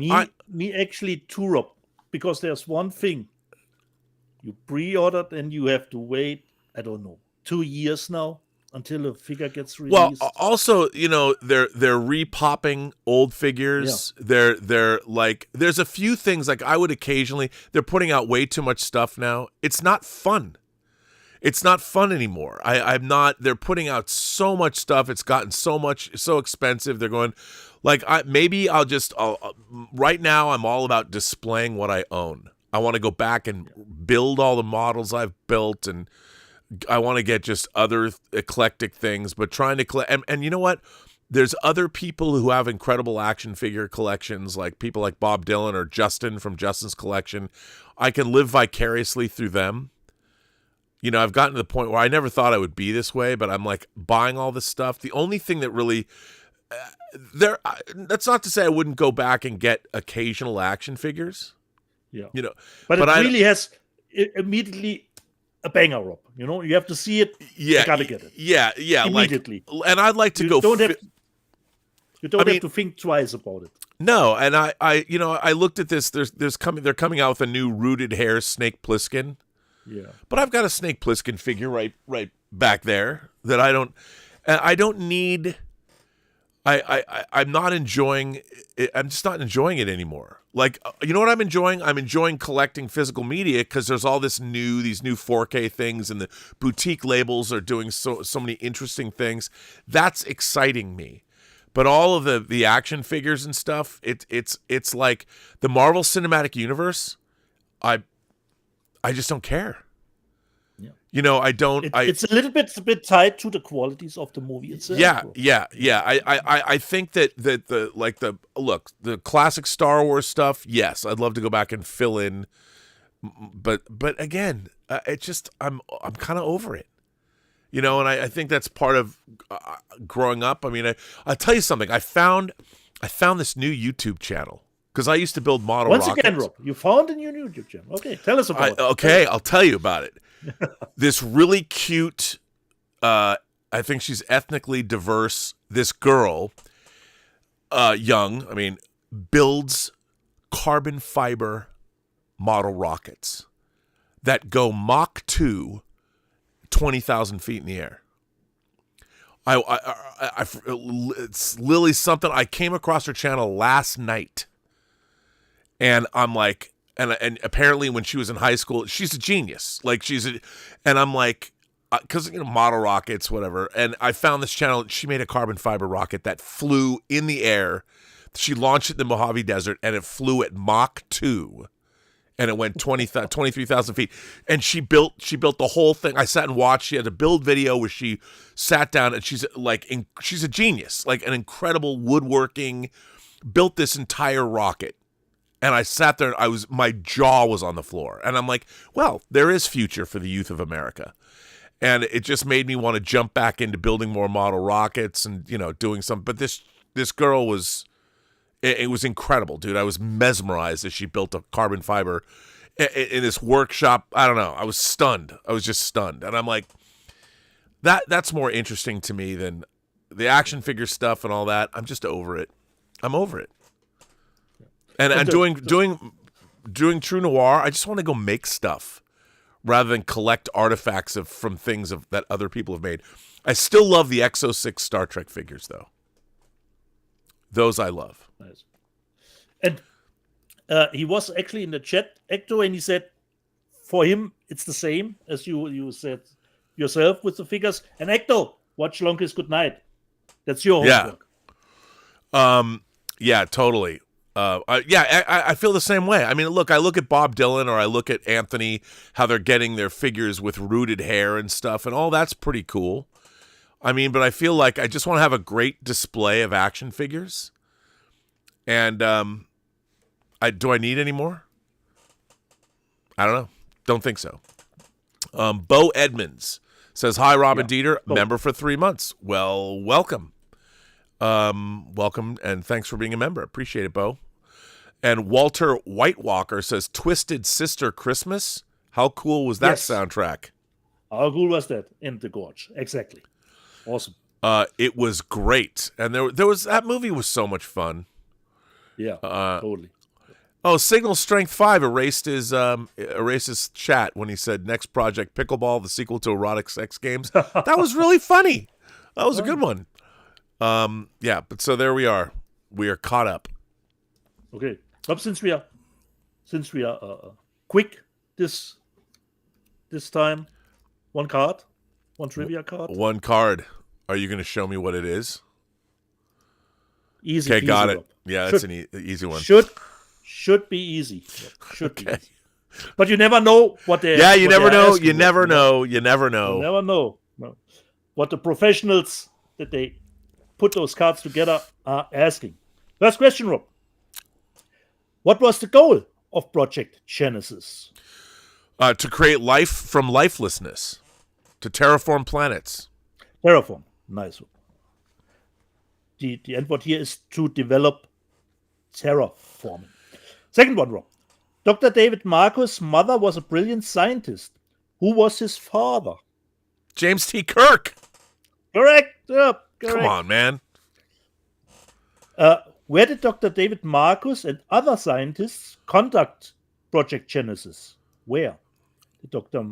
David Marcus and the other scientists? Well, they were on a scientific research station called Regula 1, but... Correct, Rob. Okay. Correct, Rob. Regula 1, Space Laboratory. Correct, Rob. When was Dr. David Marcus assigned to the USS Grissom? When was Dr. David Marcus assigned to the USS Grissom? Well, after the events of Star Trek II, in Star Trek 3. Correct, Rob. I let that count. It says after the death of Captain Spock. Oh, okay, correct? yeah, because they were assigned to the Grissom when they were examining the Genesis planet. Yeah, that's correct, Rob. I let it totally count. And the last one, Rob, perhaps the most difficult one, Merritt Buttrick, who played Dr. Marcus in Star Trek II, also played Johnny Slash in what TV show? Square Pegs. I thought it was heavy, but it's actually not, Rob. Yes, it was Square Pegs. Unbelievable. Because I have heard none of those shows that are mentioned here at the multiple choice, Rob. The other two were, the last one I know. Room 2022 and Beverly Hills 90210. Room 222. Room 222. Yeah. Wow, that's a Karen Valentine reference on this show. I never thought I'd see the day. Why did I buy this, Rob? You know everything. God damn it. Okay, Rob. Nicely done. Kellraiser says, I totally agree on Hot Toys. I've limited myself to just horror figures, which are limited and made by several different figure companies. Yeah, I mean, look, I would like to get... I love the in-art figures. I do. I'd like to get the in-art. If they do the whole Fellowship, I haven't. The only in-art figure I bought was the Joker 2-pack. I haven't even opened it. It was great. Wasn't that one of their first ones? Yeah, it was their first one. Yeah. I haven't even opened it. It's all still in the box. Yeah, but I think you showed it, Rob. You showed the box. I think I showed it. It was a huge box. But it's just gotten to the point where even action figures with all these companies jumping in, I like getting the random stuff like the Watchmen just because I like the Watchmen. Oh, I have a special thing that I wanted to do at the end of the show, by the way. Okay. I wanted to do movies turning 40 years old this year. So these movies all came out in 1985. 85, okay. 85. So Dieter, because just the other day, February 15th, which was yesterday, was the 40th anniversary of the Breakfast Club. Ooh. So here are a series of movies that all turn 40 years old this year. Larry Cohen's The Stuff, about the dessert you eat, the stuff's coming out. The Goonies turns 40 this year. Martin Scorsese's After Hours turns 40. Back to the Future turns 40.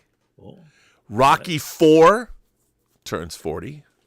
Clue turns 40. Cocoon, Ron Howard's Cocoon, turns 40, which, by the way, should get re-released on disc. Yeah. Pee-wee's Big Adventure turns 40. Tim Burton's debut feature.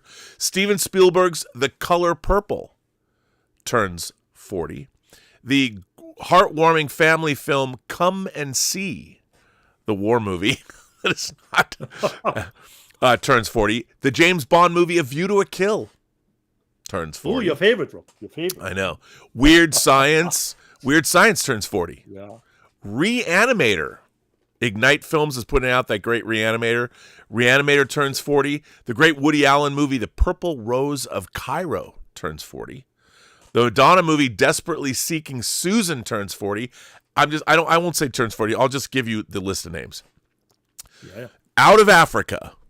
Albert Brooks' Lost in America. My Beautiful Laundrette, Teen Wolf, Brazil, one of my favorite Japanese comedies, Tampopo, which I cannot believe. If you haven't seen Tampopo, get that Criterion disc. Fright Night turns 40. A Nightmare on Elm Street 2, Jack Shoulder. To Live and Die in L.A. turns 40. St. Elmo's Fire turns 40. European Vacation, Fletch. Kiss of the Spider-Woman, Pritzi's Honor, Police Academy 2, Mask, the Cher movie Mask, Kurosawa's Ron, Police Story, the first Police Story with Jackie Chan. Oh, with Jackie. Awesome. Dario Argento's Phenomena, Harrison Ford in Witness, Return to Oz, the Savage Steve Holland movie Better Off Dead, I Want My $2. They all turn 40 this year. Nice collection. So there you go, man. That Michael J. Fox had Back to the Future and Teen Wolf in the same year. Nice. This is a good question. 200 Watt Studios says, who would get the bad guy the fastest?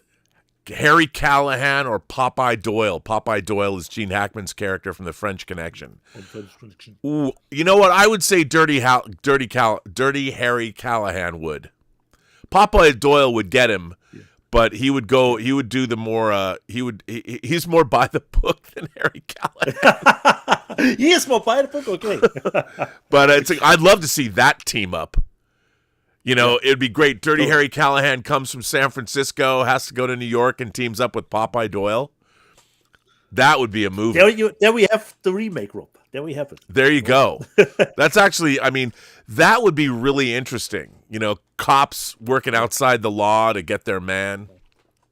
Would be cool. Cool idea. That would be cool. Let's see. We got let's see a couple of tips. No Money G says, rest in peace, America. It was fun while it lasted. 250 years was a good run. Catch you on the other side. I know. Hey, man, what can I say? Holy moly. Catch you on the other side of this nightmare, Rob. No, you should see what happens. But you know, a lot of democracies, they only last about 250 years. Stubble McShave says there was a backlash to the first Dirty Harry. Yeah. In the sequel, Harry did the reverse. He tried to stop vigilante police officers instead of being one. Okay. That is very true. That's a very insightful observation, Stubble. Yeah. Very insightful observation. Yeah, that is true. So, yeah, that's a good idea. 200 Watt Studio says the movie would be called Harry and Popeye. There you go. Or Doyle and Callahan. Yeah. Because Popeye, people would mistake it for the character of Popeye. Mistake it. Yeah. So I think that brings us to the end of our show. Okay. By the way, in True Noir, I'm actually editing the big prize fight, the big Barney Ross prize fight. That it's very complex. So I can imagine, considering the sound effects, because when I heard the first 3 episodes, I was made aware how big the sound is actually, considering what you have to put in besides just the dialogue. Oh yeah. If you think the dialogue, dialogue, audio drama, but all the ambience that you need to. The beginning of the first 10 minutes of episode. Yeah. Major Chai just said that episode 6 was fire. She just sent me a fire emoji. So yeah, that was episode 6 was the hardest. Episode 8 is really hard too, but they're all different. That's one of the things, that they're all different episodes. Episode 8, you have the World's Fair, you have a prize fight, you have a big action scene. It's really interesting. So yeah. So on my end, Rob, I would say, jede Person, die du triffst, hat eine Geschichte zu erzählen, die du noch zu hören hast. Alles, was du tun musst, ist zuhören. Every person you meet has a story to tell that you have yet to hear. And all you have to do is listen. I want to give a shout out to our moderating staff. And I want to thank everybody for generously supporting this channel via super chats and tips. Thank you very much. And memberships. We will have a member call next week. I'm sorry we didn't have one this week. But yeah, and again, rest in peace to Xevious, to Christopher Roberts, who did the artwork and the theme song to this channel. A couple more examples of his work, Star Trek work. There's a sketch he did of Ilea from Star Trek The Motion Picture. When Nichelle Nichols died, he did this piece of Uhura. Awesome. And he did this piece of Ro Laren. And he will be missed. And again, he did this piece of Prince. And he did the cover for the Imagination Connoisseurs. So maybe it's time to get this project resurrected, as it were, and get that going. So, yeah. All right, buddy. But I don't know what I'll have next. Last super chat came in, Rob. Last super chat. Oh. Let's see what it is. What did 200 Watt Studio say? Tim Hands just gave a good tag. What happens to all Harry's partners? All of Harry Callahan's partners die. Cagney and Lacey. No. Yeah. But yeah, Dirty, it's they're kind of like drummers in Spinal Tap. Can you believe there's a Spinal Tap movie coming out? A new Spinal Tap movie? What can you do? They hit the right notes with like Cobra Kai does. And a little bit of a spoiler, but it has actually nothing really to do with what happened in Cobra Kai. At the end of the show, in the diner, the showrunners sit at a table and they're thinking of resurrecting Back to the Future in some sort of TV show. Yeah. By the way, I don't think that if Popeye Doyle teamed up with Harry Callahan, Popeye Doyle would be his partner. I don't think Popeye Doyle would die. Yeah. They're their own men. So, but that'd be interesting.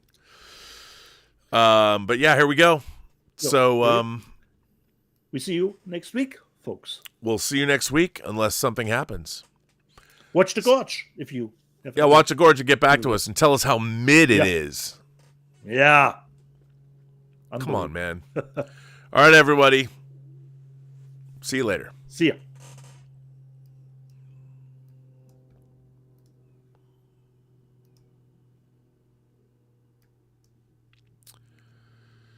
Okay, dude.